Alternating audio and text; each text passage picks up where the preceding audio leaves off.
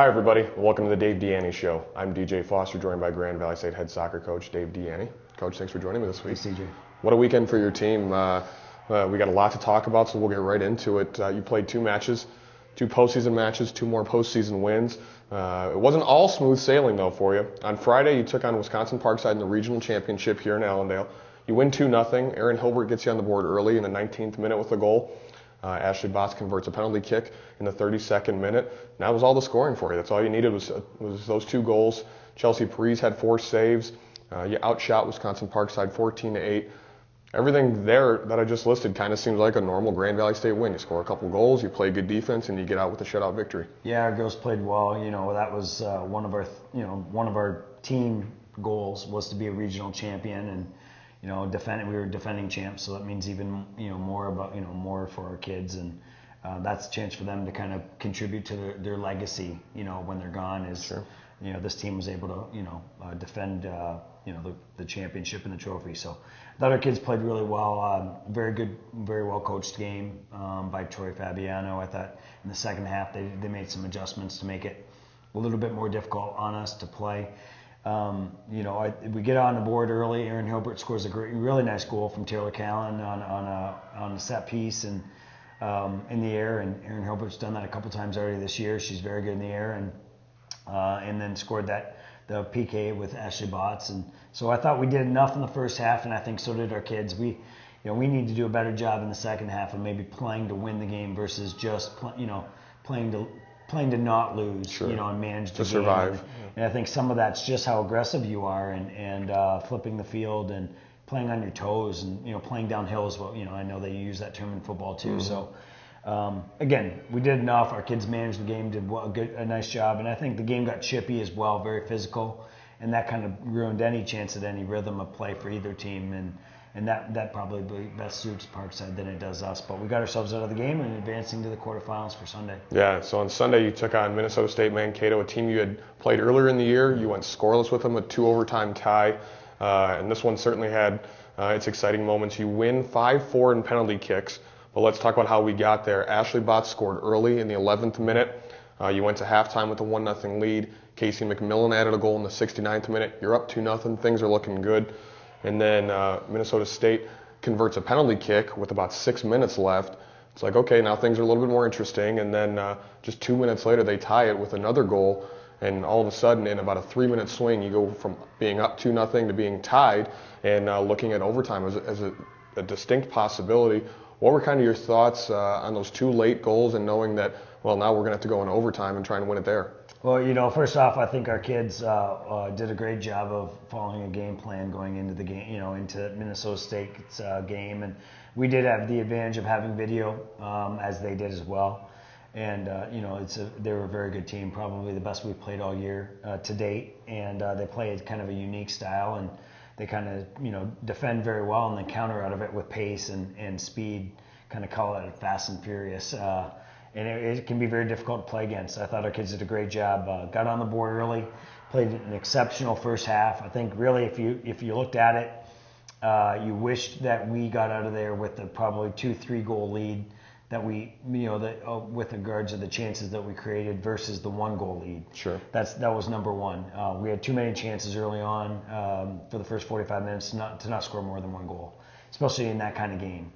I thought we played okay in the coming out. Again, we need to play the game to win, not to lose. And but Casey McMillan, freshman, does a great job. Pressures their back line, gets in behind. An exceptional goal for a freshman. Right. Very composed. 2-0 lead. We're managing a little bit. I think we're certainly not possessing a lot of the game, but we're not giving up dangerous chances. And with about 10 minutes left to play, we quite honestly don't do some very smart things, as a team. I think, again, we're playing, to not lose. And, when you're playing a very aggressive team that takes advantage of mistakes, that's what they did. And so, I'll give our kids credit going into overtime. And our staff did a really nice job of being positive and, speaking, talking about, we weren't going to write it this is not how we wanted to write our kind of story, but we still have a chance to write a story. Sure. So we have a chance to be able to get kind of, buck up and get going here and remember the things that we did well, and I thought we did a nice job into overtime. Yeah, so you go into overtime. Neither team scores in either overtime. I think you probably had the best chance. Kayla Addison had a shot late in the first overtime, I believe. But regardless, so you go to double overtime. Neither team scores. Second time you've done that against Minnesota State this year. Only this time ends in penalty kicks. And probably the most exciting way for a soccer game to end for fans. For you, maybe not so much. Maybe a little nerve-wracking. Both teams make their second, third, and fifth attempts. The teams mirrored each other through those 5. And Ashley Botts, on her fifth attempt, well, the fifth attempt for your team, just had the ball sneak in after it was deflected by the goalie. Both teams make their 6th shot. On Minnesota State's 7th attempt, they kick it over the crossbar, and then Taylor Callan delivers the game winner eventually. Talk about the penalty kicks, what kind of goes into that. I believe you're 5-0 now with Chelsea Parise as your goalkeeper in penalty kicks, which obviously those all come in postseason, and certainly a thrilling way to move on to the Final Four. Yeah, I think both teams going into the overtime, I think we had a chance each, and then we just kind of decided, well, we're not going to play we're not going to expose ourselves anymore. So. Right. They had the advantage of seeing Ashley Botts take a PK on Friday. We had the advantage of watching them take PKs against Central Missouri. That's kind of why you saw it go to 7. I think there's some goalkeepers made some saves and that they maybe wouldn't normally. I think a couple of nice goalkeeper saves, maybe a missed PK either way. So. You never want it to end that way. It is exciting for fans. It's nerve-wracking for coaches and players.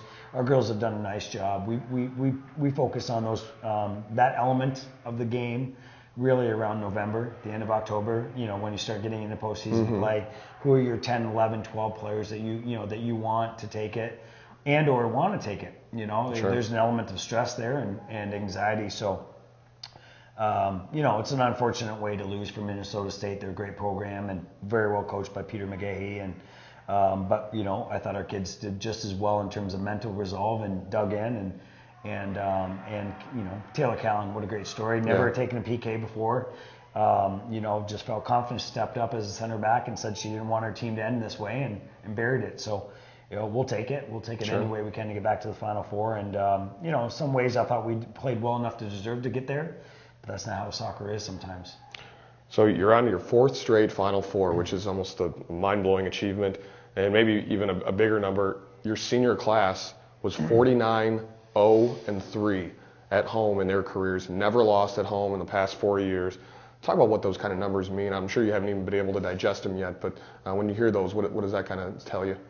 Well, I think that in terms of taking the first number, that's a lot of great players that have committed themselves to our program and committed themselves to what we're asking them to do, and that's just all about the players we have in our program, the success that they've been able to have, and I'm very proud of that, and I think each program wants to try to at least eclipse the same mark that of the class that left, or each class.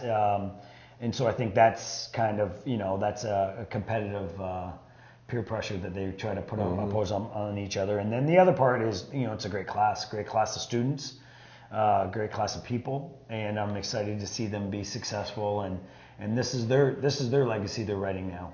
In the past it's been somebody else's senior class that's their team, and I think that our team is very committed to try to send them out on a high note. And so far they've done that, and we get to play again together against University of San Diego and get one more crack at continuing the season. Yeah, so you go to the Final Four. It'll be next Thursday, November 29th at 5 p.m. You'll play in Georgia. And again, you take on a San Diego team in the national semifinals, a team you met just 2 years ago, national championship down in Louisville, Kentucky. You beat them then 4-0. In blustery, windy conditions, probably a little bit better weather in Georgia next week. But talk about San Diego and what they bring to the table. Well, that 4-0 victory is certainly not a reflection of how the game went. I think we were very opportunistic, got on the front end of a couple of goals and, kind of rode it from there. So that's not a reflection of how the game went. I thought it was much closer than that. You don't have to look very far to see what we're playing. Brian McManus is arguably the most decorated coach in the history of college soccer.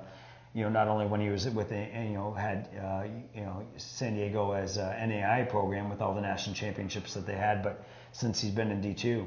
So he's won much more than what we've won at Grand Valley. So very well coached, very technical, smart, intelligent, tactical players. So we're going to have to play very well, and they are peaking like they did 2 years ago as well. And so I think it's going to be a fun game.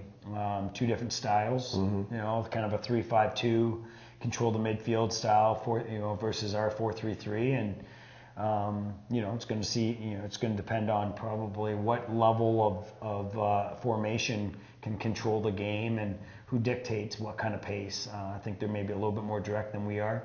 And so it should be a fun game, and it's we have an awful lot of respect for their coach and their program, and hopefully they have the same for us, and it should be an entertaining game for the fans. 4 straight Final Four for you, Dave, and again, 2 thrilling victories this weekend. Congratulations on both of those. Again, congratulations on your 4th consecutive Final Four, and I wish you the best of luck in Georgia. Thanks a lot, DJ. Thanks for watching the Dave DiIanni Show here on the Grand Valley Sports Network.